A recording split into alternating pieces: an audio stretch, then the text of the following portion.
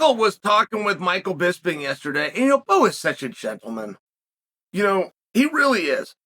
And he has a confident side to him, for sure. But confidence and cocky, by the way, a lot of it's just in the presentation, right? A lot of it's just in the attitude. Do you mean as polite or do you mean as a jerk? And Bo's very polite. He's very calm. He's very mild-mannered. It's a good interview. And he lays out for Bisping, he said, I'm 4 to 5 fights away from fighting for the title. I'll have a number 15 guy, a top 10 guy, top 5 guy, maybe someone else, fight for the belt. And that sounds right. That sounds right to me, that 4 to 5 number. Talked about top 15 guy, talked about top 10 guy, talked about top 5 guy, talked about maybe one more. So I think that we agree with Bo, right? If he said 4 to 5, 5 seems a little too much, but let's say he has 4 more wins in the octagon. Would he be fighting for a belt, particularly with the media behind him? Particularly with the interest that he is able to drum up? How are you going to get those fights? All right, that becomes the actual question. How are you going to get those fights? There is a path that Bo is on that is something called squash matches.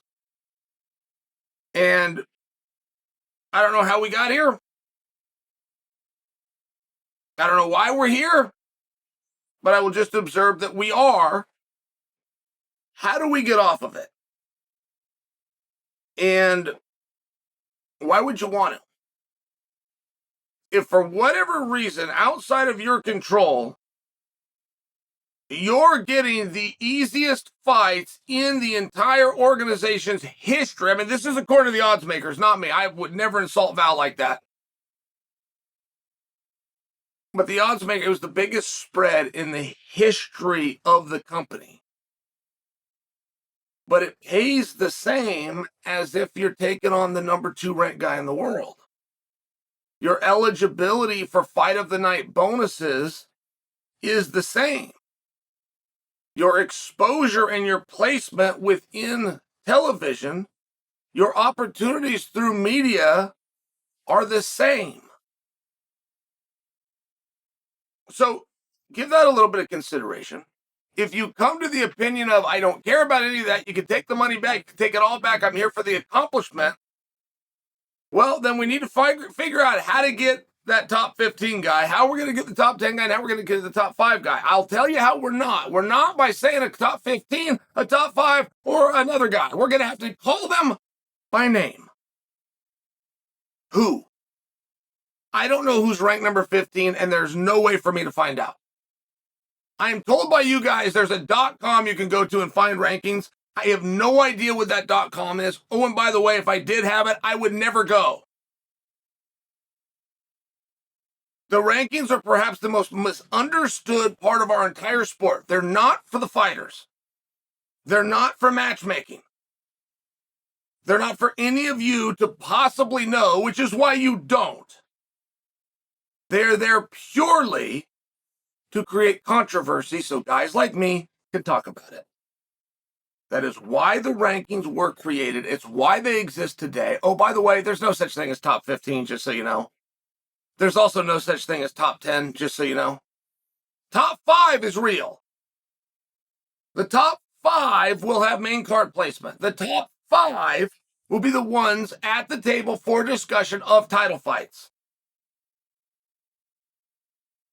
Top 10 is something you can tell your grandkids. That's something to actually be proud. Top 15 is a joke. That's a joke. NCAA for football does 25. I mean, it's just stupid, right? Who cares if you're the number 22 team in the country? Who cares? I'll share this with you. I really liked what Bo was doing. I like that he laid it out. Bisping's got a big podcast. It was a big opportunity. I am no closer, though, having watched that. I am no closer right now to having an idea of who I want to see Bo fight because Bo didn't give me an idea. I like Bo's theme of going after Chimaev. I like it because it's strategic in that he believes before he gets to Chimaev, Chimaev's going to get to the belt.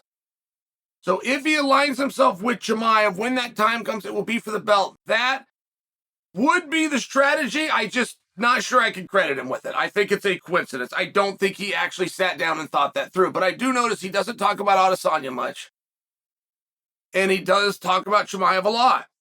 So possibly he does have the strategy that as I'm doing squash matches, this guy is going to get to the belt. And by the time it's ready for us to meet up, I'll already have the groundwork laid. Possibly.